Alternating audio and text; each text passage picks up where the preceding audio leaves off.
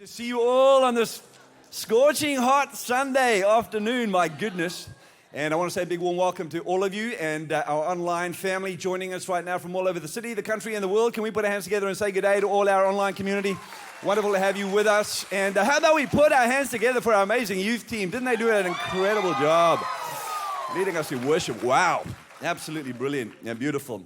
And if you are joining us today for the first time, or maybe the first time in a long time, we're in the middle of a fantastic series called Modern Family. And we're exploring the wonderful world of relationships and dynamics in and around the home. And a couple of weeks ago, I came across something online that one of the moms in our church had posted on her Facebook page. And I thought it was a wonderful articulation of the unique challenge of parenting in the 21st century. And so I thought I'd share it with you because I figured you'd appreciate it, particularly if you're a mom or a dad raising small kids, all right? It's called How to Be an Effective Parent in 2019. Already? Here it is.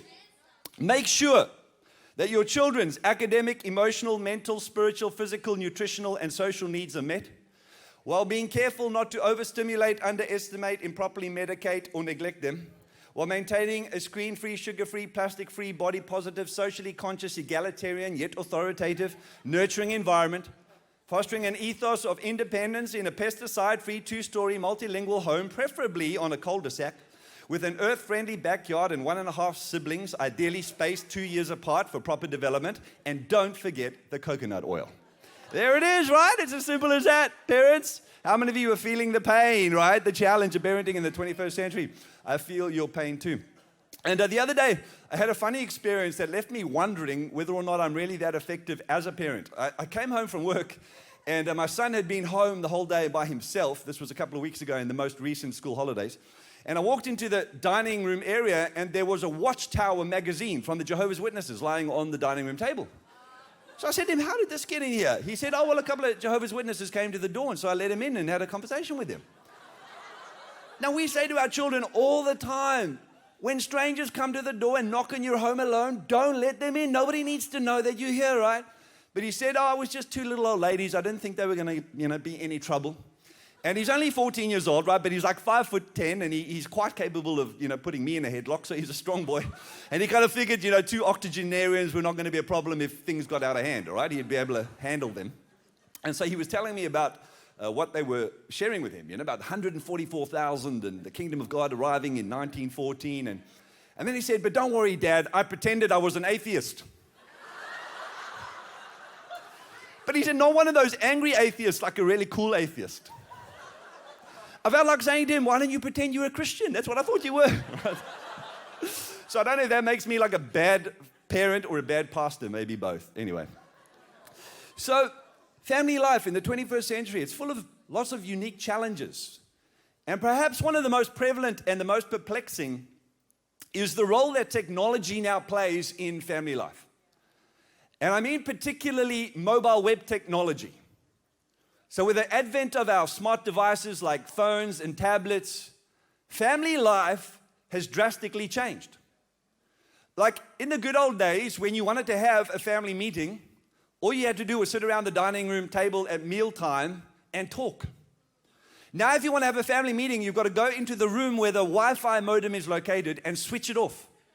And then wait 60 minutes for all the family to converge on the room looking very confused and disorientated, right? Then you have your family meeting. I remember a number of years ago when my kids were much smaller, I walked into the living room one day, and Lisa was sitting on the couch on her phone, and Nathan was sitting on the couch on his iPad, and Coco the dog was on the couch with her iPad. And my daughter Rachel was in the TV room next door, and I heard her having this heated argument with someone. But it occurred to me that everyone else in the family was in the living room.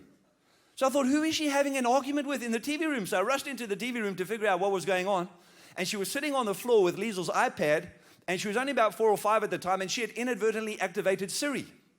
And she had no idea what Siri was or how to engage with Siri, and so she was having this heated argument with Siri. She was sitting on the ground, staring at the iPad, and shouting at Siri, stop talking to me, shut up. Of course, and Siri was responding by saying, I don't know what you are saying. Please repeat the question, right? We're having this heated argument. I thought, oh my gosh, right, it is a brand new world. It's a brand new world. Now, I don't know if you're aware of this, but do you know that 5 billion people, over 5 billion people have access to mobile phones today? That's over 65% of the world's population. In fact, there are more people with access to mobile phones today than people who have access to toilets or clean drinking water. They are everywhere. And they are drastically changing the way we work, the way we connect, and the way we relate, and they're certainly impacting on family life. Now, I'm not anti-technology. I'm not a Luddite. I think technology is a wonderful thing. I think it has enhanced our lives in so many wonderful ways. It has made life so much simpler and easier and faster and more convenient. We get to connect with our online family because of technology. There are wonderful things about technology, but make no mistake about it, technology, and particularly mobile web technology, has brought with it a set of really unique challenges, certainly for family life.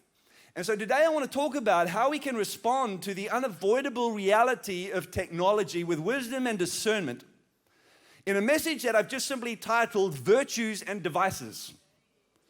Because I want to structure this conversation today around what I call the 7 deadly digital sins. The 7 deadly digital sins. Now I'm sure you're all familiar with the traditional notion of the 7 deadly sins. Right? Lust, pride, envy, greed, gluttony, wrath, sloth, and Krispy Kremes, right? Those are the 7 original deadly sins. Well, we're going to talk tonight about the 7 digital deadly sins, what they are, how they show up in your life and in your relationships, and how you can avoid them. All right, so you keen to find out what they are? Are you ready to go? Are you ready to receive the word with enthusiasm and passion tonight? All right, take out your notebook and your devices and start taking notes. Here we go. Number 1, the first digital deadly sin is distraction. Distraction. And by digital distraction, I mean an inattention to reality around you created by a fixation with your device. An inattention to the reality around you created by a fixation with your device. And digital distraction has a wide range of consequence, including everything from people walking into street poles to car accidents to people missing out on sermons because they're watching the rugby, to marriages ending in divorce. In fact, do you know that some recent research showed that if you text while you are driving, you are 8 times more likely to have an accident? And any form of mobile phone usage while trying to steer a car increases your chances of having a crash fourfold. It's literally killing people. So digital distraction is this inattention to the reality of what's going on around you created by a fixation with your device. I remember when my kids were younger, I was sitting on the couch one day going through something on my phone, probably social media, and my daughter was trying to get my attention. She was calling my name, but I was so disconnected and so disengaged and so distracted that I didn't hear her until eventually in frustration, she climbed up onto the couch, grabbed my head by my ears and pulled my face away from the phone and looked me in the face, and she just yelled at me and said, "Dad, listen to me." Right? Well, that's a bit confronting, right? And so if distraction is the vice, attention is the virtue. If distraction is the vice, attention is a virtue. And how many of you know one of the most precious gifts you can give anybody in life is your undivided attention? It's one of the things I love most about the God we serve. He is an attentive God. You never have to beg God to put down his phone. The moment you turn your attention on God, you realize his attention is already on you. I love that about our God. And so if the vice is distraction, then the virtue is attention. So the next time somebody in your world, somebody in your family, somebody significant in your life, your spouse, your kids, your significant other, tries to initiate a conversation with you or tries to say something to you, put down the phone. Can I get an amen? Turn off the TV. Close the laptop. Look them in the eyes and give them your undivided attention. Because you can eliminate the distraction by giving them your attention. Some of you may have seen on TV, there's an ad going on that the local transport authority has been running about the danger of distraction. And the tagline is, "Know the distance of distraction." I love that phrase, the distance of distraction, because how many of you know it doesn't just apply to driving? It applies to our relationships. You can create a cognitive and emotional distance between you and the people that you live with and the people you love and the people you relate to through digital distraction. So how do you eliminate that emotional and cognitive distance between one another? You do it by giving them your undivided attention. I came across this little statement from the Apostle John in 2 John chapter 1, verse 12. Well, there's only one chapter, so 2 John verse 12. And this is what he said. He said, I have much to write to you, but I do not want to use paper and ink. Instead, I hope to visit you and talk with you face to face, so that our joy may be complete. You see, paper and ink in the first century was the equivalent technology of our digital communications in the 21st century. It's like our email and our text messaging. And so what John is saying here is he's saying, look, I would love to share so much with you. I have so much I want to say to you, so much in my heart that I want to impart to you, but I don't want to use the convenience of the technology that I have at my disposal. I want to wait until we get the opportunity to go face to face. I want to wait till we're in one another's presence. I want to wait until I can look you in the eye. Because even John understood that there is something fundamentally human about face-to-face, eye-to-eye, heart-to-heart communication and connection. As long as you and I are human beings, there will be a longing and a desire in us for that type of intimacy, for that type of communication, for that type of connection.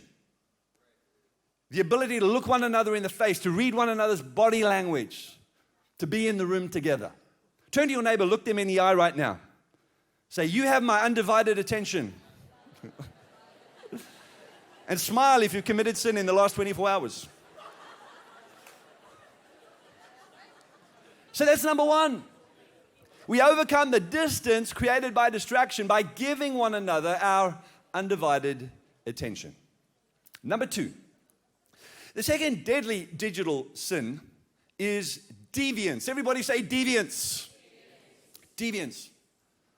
Now, deviance is by definition a departure or a divergence away from accepted norms or standards of behavior as it relates particularly to social behavior and sexual behavior. So one of the challenges that we have with mobile web technology and the devices that leverage that technology is that they provide us with 24/7 accessibility and privacy. So you can be doing things in secret on your phone, in the comfort of your living room and in the company of your own family, and no one around you would be any the wiser.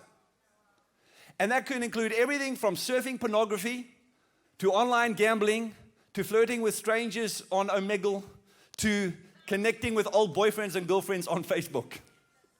Right, some of you could be doing that right now. Right, just look down the row, have a peek at your neighbor's device, make sure they're taking sermon notes. All right. Sermon notes, rugby. All right. I remember a number of years ago, I spent some time, significant amount of time with a couple who were part of our church. They now live in another part of the country. But they went through a very deep and distressing season as a family because the husband in this family had racked up over $60,000 of gambling debt through online gambling. You see, because in the old days, if you wanted to bet on a race or bet on a horse, you had to go down to the local bookie personally, and you had to do it quite publicly. Well, you can do it today with 3 clicks of a mouse and 3 flicks of your finger. And nobody in your world will know any better. And so if deviance is the vice, then integrity is the virtue. I love the way David expressed the power of this virtue in Psalm 101, verse 2-4. He said, I will be careful to live a blameless life. I will lead a life of integrity in my own home. I will refuse to look at anything vile and vulgar. I will reject perverse ideas and stay away from every evil. And David made this bold declaration after he had personally experienced the pain of his own deviance. After he had committed sin with Bathsheba, after he had committed adultery and been found out, he repented, he came before God in contrition, he was restored, and then after that he cried out to God and made this bold declaration to say, from this moment forward, I will live with integrity in my own home. I will conduct myself blamelessly. Why? Because he understood, as the writer of Proverbs says, that integrity is a defense. Integrity is a shield.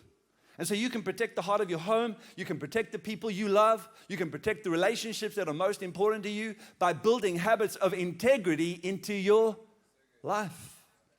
And there are so many things you can do. You know that there are people who should know your internet history. There are people that you should give accessibility to your online activity. There are people, young guys, who have asked me to be their accountability partner. And so they've installed software on their devices and their computers that notify me whenever they go to see a dodgy website. Now you might say, well, that's a bit extreme, but listen, it's helping them overcome the scourge of pornography. Our kids have a filtering system installed on all their devices called Family Zone, which was actually made available to us by the school that they attend. And in addition to limiting what websites they can visit, it also gives us a report every single week of their online internet activity. Now, needless to say, the kids hate it, right? They whinge about it all the time. But what we are doing is guarding their integrity until they are old enough to guard that integrity for themselves. Because integrity is a shield. Integrity is a defense. Integrity will neutralize the temptation to go after deviance. So if deviance is the vice, integrity is the virtue. Can I get an amen? Amen. All right, it went awfully quiet there for a while, so we'll move on. Okay, number 3. The third deadly digital sin is comparison. How many of you were here a couple of weeks for Bo's message on the comparison trap? Oh my gosh, what a brilliant message. If you missed it, make sure you get it. It was outstanding. But the truth is we live in a day and age where it's so possible and so much easier to find ourselves comparing ourselves with an ever-increasing number of people. And somebody once said that comparison is comparing or contrasting your progress against somebody else's goals. I love that. Comparing your progress, measuring your progress against somebody else's goals. And we all have a human tendency to do that. Now, the problem is with life in the 21st century is that what people end up posting online is very often just the highlight reel of their lives. And that highlight reel is so edited and filtered and curated that it is so far removed from the reality of their lives that you end up comparing your reality with their ideality. And then you feel like you're falling behind. You feel like you're a failure because you look at what's going on in their lives and you think, I wish my life was like that. But I guarantee you what you are seeing is not the full story. Don't ever compare your movie to somebody else's snapshot, right? And Paul speaks so powerfully into this 2,000 years ago in 1 Corinthians chapter 10, verse 12, this human tendency to lean toward comparison. He said, for we dare not compare ourselves with those who commend themselves. That is wise advice. It was wise counsel 2,000 years ago, and it's wise counsel today. We dare not compare ourselves with those who commend themselves. You see, in its immediate context, Paul was talking about a group of men who had risen up claiming to be apostles, and they were promoting themselves and validating themselves and affirming themselves and commending themselves. And Paul said, you know what, we're not going to take the bait. We're not going to worry about comparing ourselves with people who are promoting themselves and commending themselves because it just is fruitless and pointless. And we live in a day and age where everybody is trying to promote themselves. Everybody wants to be an influencer or a himfluencer. Everyone's trying to put their best foot forward and curate this perception of themselves that is ideal. Well, don't take the bait. Don't compare yourself with those who promote themselves or commend themselves, right? The same Paul wrote in Galatians 6 verse 4. He said, pay careful attention to your own work. For then you will get the satisfaction of a job well done and you won't need to compare yourself to anyone else. In other words, what Paul is telling us here is that if comparison is the vice, then contentment is the virtue. Contentment is the virtue. In other words, he's saying, be content with what God has called you to do. Be content with who God has called you to be. Be content with the way God has called you to express your gifts and your talents and your virtues. Stop comparing yourself to other people. Stop trying to run other people's race. Stop trying to be a cheap imitation of somebody else. You be the best you can be. Paul said godliness with contentment is great gain. And I can tell you there is nothing that will liberate your heart quite like finding contentment in who God made you to be, what He called you to do, and how He called you to give expression to your uniqueness. Right? So if comparison is the vice, contentment is the virtue. Number 4. The fourth deadly digital sin is outrage. Outrage. Oh my goodness, is this not a problem in our world today, all right? Now, as you know, we live in the age of opinion. Everybody today has an opinion. That's not necessarily new because people have had opinions for as long as there have been people. But what is unique about our day and age is for the first time, everyone has the permission and the platform to share their opinion freely and widely, as though it were fact. And because we engage with one another across long distances in cyber reality, we're no longer in the room face-to-face, eyeball to eyeball. We become desensitized to the potential impact that our opinions could have on other people. And that causes us, emboldens us to be ever stronger and sometimes more vitriolic in the way we express those opinions. Now, if we were sitting in the room, if we were eyeball to eyeball, if we were face to face, we might be more thoughtful and more careful about the impact that what we are saying has on the people who are on the receiving end of it. But because of the distance created by our cyber reality, we give no thought to that, and so we just let rip. And man, you can see the effect all over social media. It's inescapable these days. Just an outpouring of anger and outrage and vitriol and harassment and verbal abuse and bullying. It's distressing. I mean, I feel like we're losing the art of meaningful debate. We can no longer engage in civil conversation because everybody's so heated. And of course, all of that rage and that pent-up anger comes out of our cyber worlds into our real worlds, and we carry it into our relationships.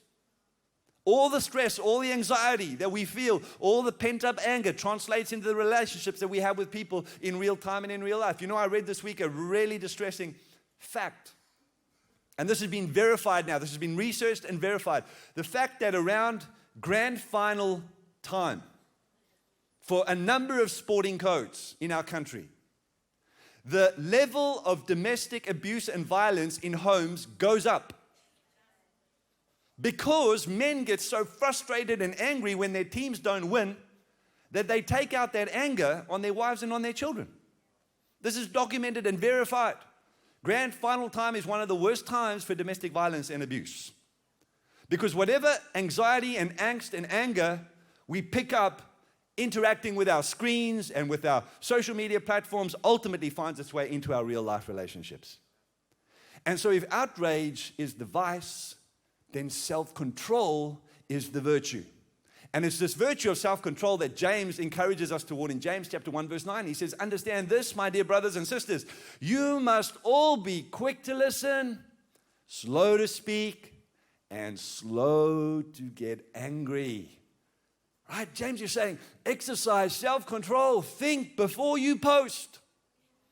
Stop and ask yourself the question, how is this going to make people feel? Would I say this if I was sitting across the table from this individual? Is it helpful? Is it true? Is it necessary? Am I potentially going to regret posting this a year from now or a week from now?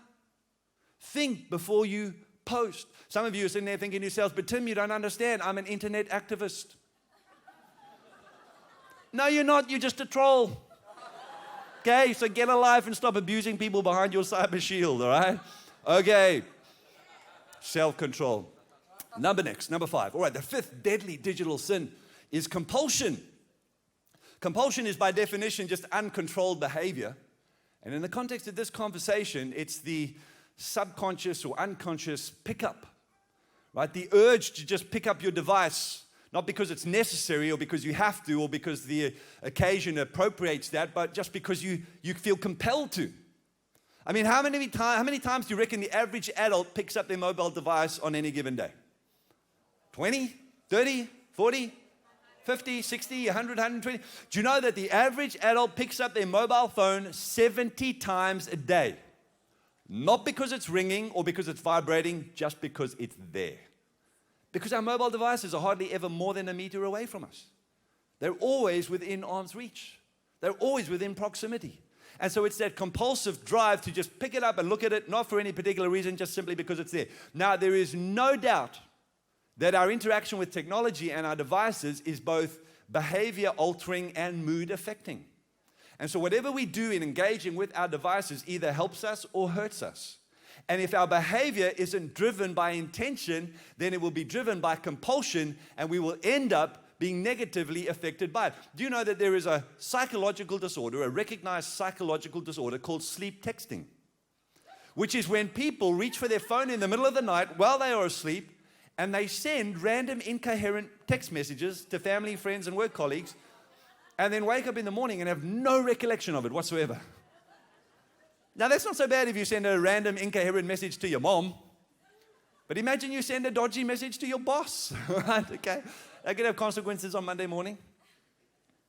So our habits and our interaction with devices and with technology either helps us or hurts us, depending on whether it's driven by intention or compulsion. Now again, Paul, writing 2,000 years ago, speaks so profoundly into this human condition toward compulsion. And he says this in 1 Corinthians 6:12. He says, you say, I'm allowed to do anything, but not everything is good for you. And even though I'm allowed to do anything, I must not become a slave to anything.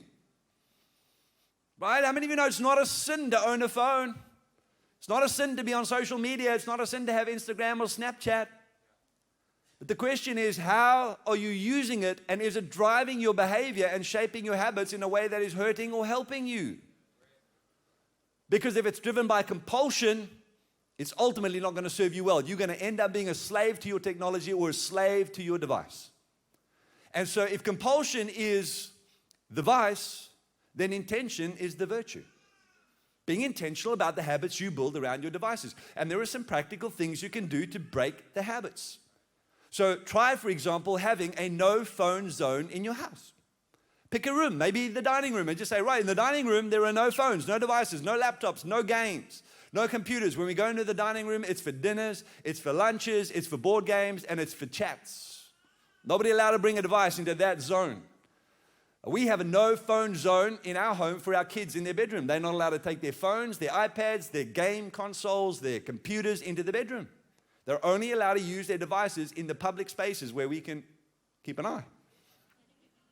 Try a no phone zone in your house. What about a no phone time in your house? From 6 p.m. to 8 p.m., everybody turns off their devices, the screens go off, the laptops get closed, the phones get turned down, and we spend 2 hours making dinner, talking, sitting, eating, connecting. Wow, doesn't that sound revolutionary?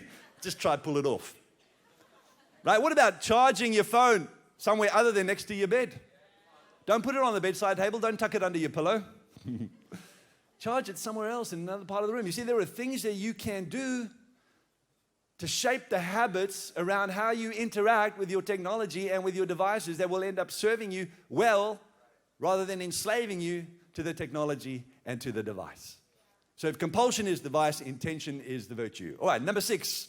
The 6th deadly digital sin is misrepresentation. Misrepresentation. Oh my gosh. Today, with all the software that we have at our disposal, the ability to edit, crop, and filter our lives, every single one of us are capable of creating a highly managed and curated online persona that is so far removed from the reality of who we are that we ourselves are not even able to attain it and sometimes even recognize it. You know, sometimes I look at people online and the photos they post and I think, my goodness, you look like you're 10 years old, but I know you're 45, right?